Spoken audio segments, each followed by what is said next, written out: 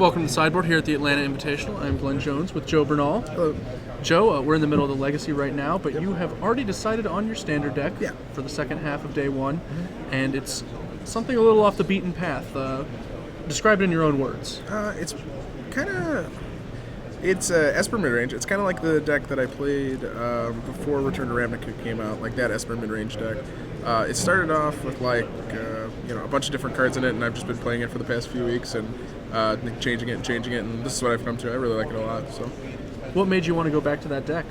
Well, I really just hate a lot of the decks in the format right now. I don't really want to be playing an aggressive deck, and I also think it has pretty good game against some of the best decks in the format. So, piking people is pretty good right now, and it's a card that not a lot of people have.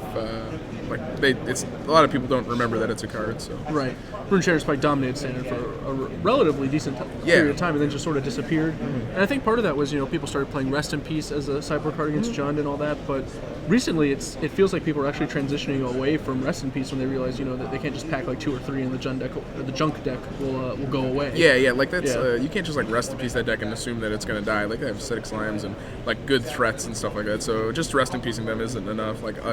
I think cards like Cremate and Purify the Grave, preferably something like Cremate, is actually better versus that deck than Rest in Peace, because they can just kill your Rest in Peace with these awesome good board cards that are good versus you anyway. So yeah, it makes sense, and obviously things like Purify the Grave and Cremate are not nearly as effective against Runeshatter's Pike. Yeah, right. All right, so the deck has, sort of a semi-aggressive element to it when you've got, all these Augurs, Lingering Soul, Snapcaster Mage, Resto Angel with Pikes available to just kill the opponent in 2 hits, a la Delver, from the days of old. But you also can play a really long game with Sphinx's Revelation. You've got counterspells, removal, Supreme Verdicts to kill all those pesky creature decks. Yeah, that's one that we don't have our deck lists in right now, so I'm not sure if I'm going to play the second Verdict. I've been flip-flopping between them, but you just need you need 3 Verdicts in your deck or to beat the and you're 75 to beat the Naya humans really, and I think that deck's the best aggro deck, and it's good versus the other aggro decks too. It's just you really need that card. Sure, that makes plenty of sense. The deck seems somewhat similar to the Sorin Esper deck that top-aided the Moto PTQ, also top-aided in Orlando. Daniel Rojas and Simon Gertzen, I believe, were playing it in those 2 tournaments. So why do you prefer to be piking people as opposed to Sorining them? Well, you get a couple more counterspells, I think. That's sure. I think counterspells are really, really, really good right now. Not a lot. The Junk deck's mana base is really, really bad. If they start playing a bunch of Caverns, so. If you counter a couple spells out of them and just hit them with a pike a couple times, it's really good. And Sorin is a great card and everything like that, but it's not a instant sorcery for Augur, and I really like that card, obviously.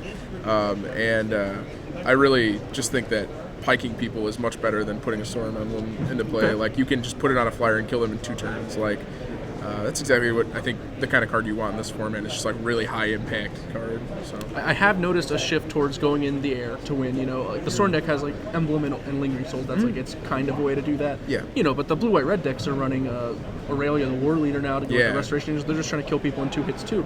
So really, it seems like you're trying to do a lot of the same things, but using a different tool to get the job done. This deck actually resembles that deck a lot. The blue-white red deck with Aurelias in it, because this is basically your Aurelia in the deck, like you said. And it has a lot of the same numbers as far as removal and stuff like that. You have your Tragic Slips for Pillar Flames or Searing Spears, and then Azorius Charm, a couple of Supreme Verdicts here and there. Yeah, so it's pretty similar in a lot of ways, and almost exactly how it plays too. So. Are you what kind of a metagame, I guess I should say, are you expecting for the Invitational? Do you expect there to be a little less aggression, more control decks? I do. I really expect there to be just an infinite amount of Hallowed Fountain decks. They're usually the Invitationals have a lot of Hallowed Fountains in them. So I think this deck has good game versus most of the Hallowed Fountain decks. It's not an overwhelming advantage. It's just you have options, and that's kind of what I want in a tournament like this. I want to be able to play Magic as opposed to just losing to something. Sure. Moving to the sideboard, I know we already talked about how your numbers are a little in flux, so your sideboard's not all ironed out exactly how you want it. But you do have 2 cards in it that are pretty interesting to me. The first one is 4 Human Frailty. It feels like people just don't remember this card exists. Yeah, no. I look at Naya humans. I think it's kind of like Affinity in the fact that it just spews its hand everywhere, and its nut draw is the best nut draw. It is the most punishing deck in the format. And I think that in the later rounds, like you can just play against it because it's just been crushing people all day. Like if somebody runs hot with the deck, like anyone runs hot with the deck, they can just like win a tournament. And that's just the power of the deck, like Burning Emissary and stuff. So I always like to pack like a hate card for that type of deck because you can just randomly play against it in the later rounds. And Human Frailty is obviously just like the best one. One mana removal spell when you like suit it, like when you like combine it with Snapcaster Mage, like it gets brutal. You're just like flame tongue comboing them like all the time, like and that's what I think that's what you need to do versus that deck. I don't think it's actually like you're gonna dominate the deck by doing it. It's just like you have to do that type of thing versus them. To Great actually, spell to reveal with Augur as well. Right. And you board out a lot of your like really bad cards versus that deck, like versus them. Like you don't want these pikes or these counter spells, so you have to have enough cards to board in versus them. So Human Frailty is definitely a direct hate card, but it's also decent versus the Aristocrat deck too, because they have like Silverblade Paladin, Knight of Infamy. You can like kill a Cartel Aristocrat, like they probably have to sack a guy. They also have like Champion of the Parish and Skursdag High Priest is a human. Like it can buy you time. Yeah. It's I don't bring all of them in, but I definitely do bring some of them in against the non like full blood artists like Last One Sack build. Okay. So. And the other card is one that has been catching on in other Esper decks as well, Evil Twin, which I think is a heavy incentive to even be blue-black right now. Yeah. Its strength against Angel of Serenity.